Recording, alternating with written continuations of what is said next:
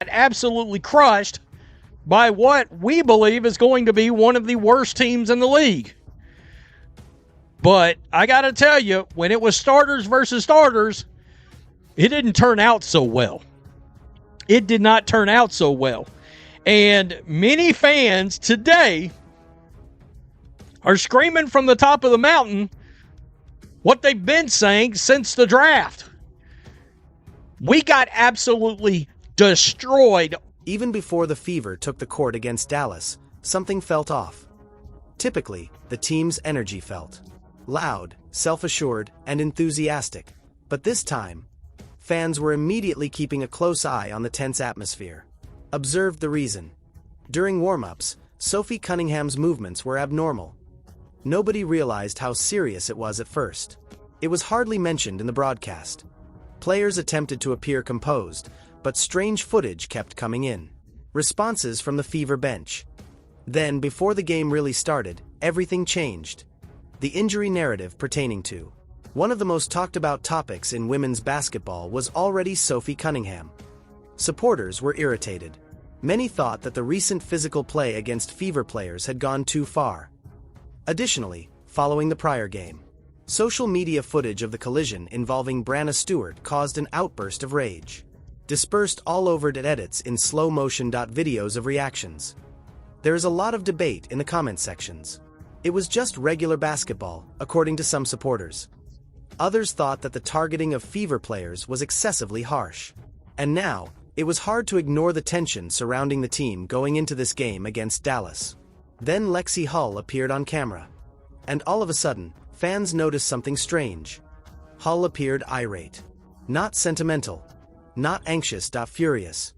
During warm-ups, she had intense conversations with her teammates. One time, she slammed a towel into a chair that was close to the bench. Was mentioned online but not by the broadcasters. Fans took notice right away. Dallas, on the other side of the court, appeared assured. And one name in particular continued to garner notice. Bucher's Paige. Every time she touched the ball during warm-ups, the audience erupted. Since everyone was aware of the plot. Starting the game.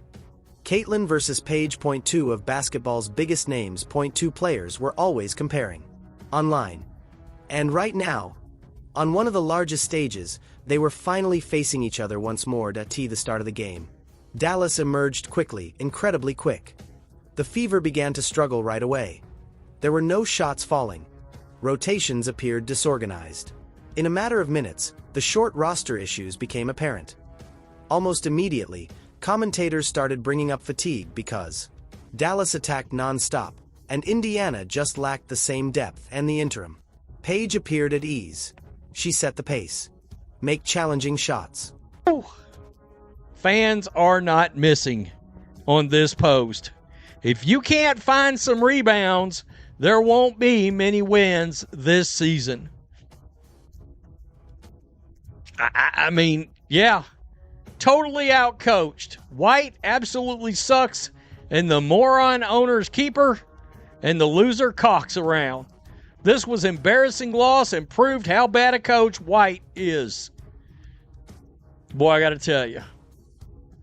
Time is great, and tonight, we urge them to sign Passat, plus also the mess that the Three Stooges made at the draft by getting midgets. People are pissed.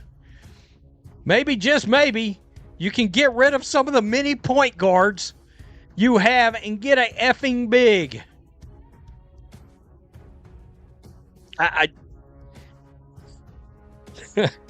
I mean, wow. You watched the game last night and you're like, the Wings have towers out there. He got some folks out there, tall folks. Again, it's preseason, but that first half was an indictment. That first half was an indictment. Look, I wasn't the biggest proponent. And the crowd grew louder with each major Dallas play. Social media responded right away. Few admirers started claiming the Fever were on the verge of total collapse. Some said Paige was already dominating the match. Additionally, for a short while, to be honest, it appeared to be true. The camera then panned back to the Fever bench. Lexie Hull was standing close to the sidelines, yelling in the direction of the court. Dallas kept attacking, which made the frustration clear. Indiana appeared to be totally out of rhythm. However, then something occurred that fundamentally altered the game's intensity. The response in the arena when Caitlin Clark returned to the starting lineup was instantaneous. Before she even touched the ball, the crowd erupted because, despite the Fever's struggles, fans continued to think that Clark could turn everything around in an instant, and she did so in a matter of seconds. Initial possession. Clark accelerated the pace. After scanning the defense and crossing half court, she executed a flawless pass. Traffic for a simple basket. The arena blew up. The next item, point 3 deep. Only the net. The energy abruptly changed entirely. Dallas appeared shocked because the Fever offense changed all of a sudden. The speed quickened. The gap widened. With each possession, Clark gained control over everything, increasing the pressure on Dallas. Then came the time when everyone would watch the game again online. During transition, Clark moved the ball up the floor. She was defensively picked up by Paige close to midcourt. The audience immediately rose to their feet. You could sense the internal tension. The arena. Because everyone was aware of how important this matchup was. Clark paused, swift transition. Take a step back. She then hit a deep three that went straight over the defense. Splash. The building exploded in its entirety. Even the pundits became agitated. Because the shot seemed to be worth more than 3 points, it was intimate. And all of a sudden, the Fever bench came to life. Lexie Hull let out a joyful scream. Colleagues leaped to their feet. Even athletes who appeared irritated were now fully energized. Because on her own, Clark had completely turned the tide of the game. In the meantime, social media took off once more. The scene was instantly clipped by fans. Videos contrasting Clark and Paige appeared within minutes. Overflowed the internet. It was dubbed the game's pivotal moment by some. Others claimed that Dallas had totally lost control following the shot. It felt true, to be honest. The Fever were outscored 50-30 in the paint and out-rebounded 45-26. Once more, but Aaliyah Boston wasn't present. Alright, 8 boards and 13 points. It is in opposition to the Wings. Additionally, during the first half, against the starters, the strategy was ineffective. You still lost the game, starters on starters, and got devastated during the second quarter. God, this is insane. Will, in fact. People, save your money. Bad coaching, white leadership, and it is not worth our money to pay the front office in white. You know what? People, I'll tune you into something. The Indiana Fever need to take note of something. You know what everyone has observed? No matter how they cover this team, how much they support the Indiana Fever in the WNBA, or how much they dislike Stephanie White. Blah, blah, blah, and so on. What have all of you noticed? There is less interest in this team. And how do we find out? Everyone's analytics are down, and we're speaking with people from all walks of life. Regardless of your level of expertise. I keep telling you guys that this situation has been harmed by that fire, Stephanie White, and what they did with that injury last year. Naturally, Paige Becker, the WNBA's top performer, is right here. Take another look. Yes, 16 minutes, 21 points, and 4 assists. Caitlin Clark was the best performer. Nobody genuinely protected her like they performed. CC to CC was being picked up down court.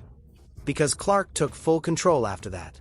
Another pass through defenders, another assist, another transition bucket. Dallas continued experimenting with various defensive coverages. Nothing was effective. Before any changes were made, Clark was reading them all. Then there was another poignant moment. For a moment, Sophie Cunningham was seen on the bench responding to a Clark highlight on camera. She was obviously still physically uncomfortable, but she got up and cheered. The audience saw right away. And all of a sudden, the Fever-related plot became poignant once more because it seemed like the team was battling for something greater than a single ordinary game. By the fourth quarter, the arena's atmosphere felt disorganized. Dallas was completely out of steam. Paige kept fighting fiercely, but each Fever possession appeared to now pass straight through Clark.